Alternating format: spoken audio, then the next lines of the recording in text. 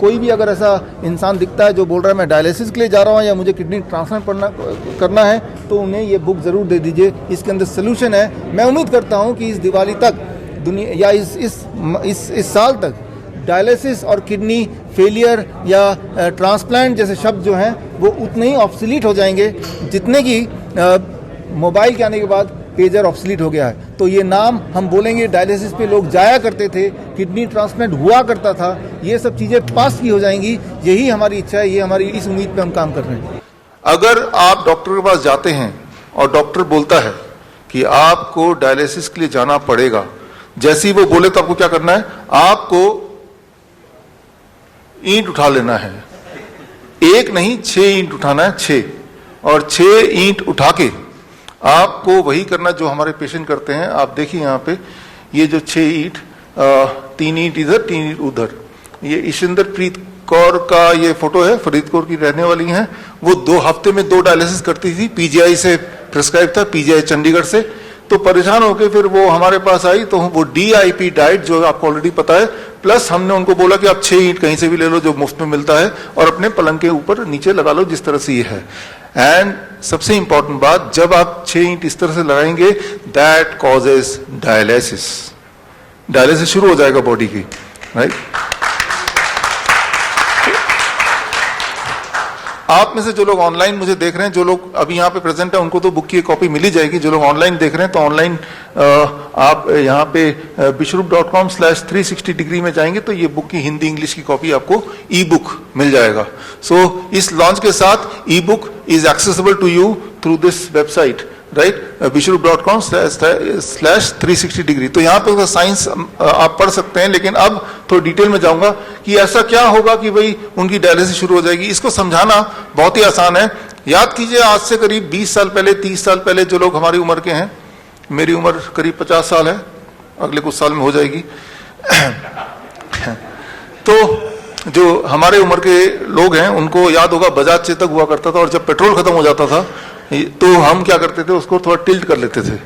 ये जो टिल्ट आप देख रहे हैं, ये टिल्ट हुआ तो वो फिर चलने लगता था। वो क्या हुआ?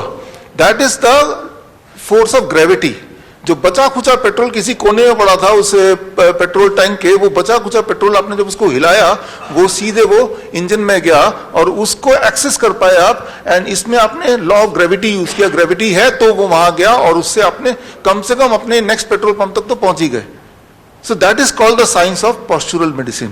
आपने स्कूटर के पोस्चर को बदल दिया, राइट। तो बचा कुचा पेट्रोल है ही, तो वो एक्सेस हो गया और उसका काम इतना हो गया कि अगले पेट्रोल पंप तक पहुंच जाए, वहां तो पेट्रोल मिल ही जाएगा।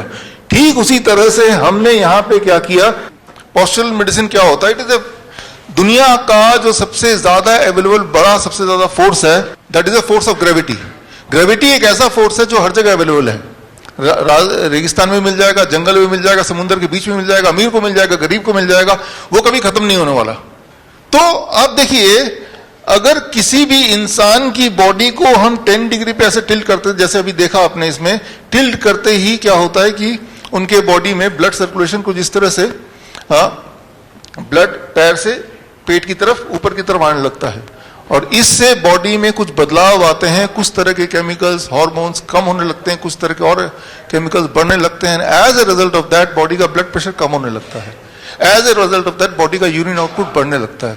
As a result of that body का जो excess sodium, excess potassium, excess urea, creatinine, clearance, ये सब बढ़ने लगता है। और इन्हीं चीजों को बोलते हैं डायलिसिस। डायलिसिस यही होता है। एक बात आप याद रखिए अच्छी तरह से, किसी का किडनी कितने ही फेल हो जाए, उसमें फिर भी कुछ किडनी सेल जिंदा हैं, तभी आप जिंदा हैं। वो बचे खुचे किडनी को पकड़ के उससे काम निकालना है। किडनी सेल तक ब्लड नहीं पहुंच पा रहा, तो हमने ब्लड किडनी सेल तक पहुंचा दिया। पेट्रोल स्कूटर के इंजन तक नहीं पहुंच पा रहा, तो आपने उसको टिल्ट करके पहुंचा दिया। तो आपने ये किया। ये कोई नई बात नहीं है। हमारे जो नाइस एक्सपर्ट्स हैं, आप सब लोग जो लोग मुझे देख रहे हैं यूट्यूब में, आपने पिछले 1 साल में देखा ना, प्रोन वेंटिलेशन जिसे बोलते हैं।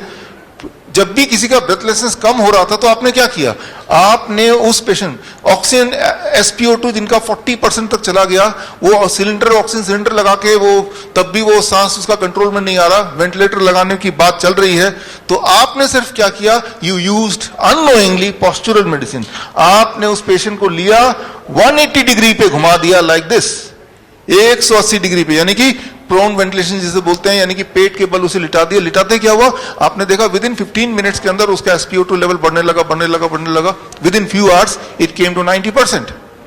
तो जो वेंटिलेटर को जो दिखाते हैं आप देखिए यहाँ पे स्क्रीन पे,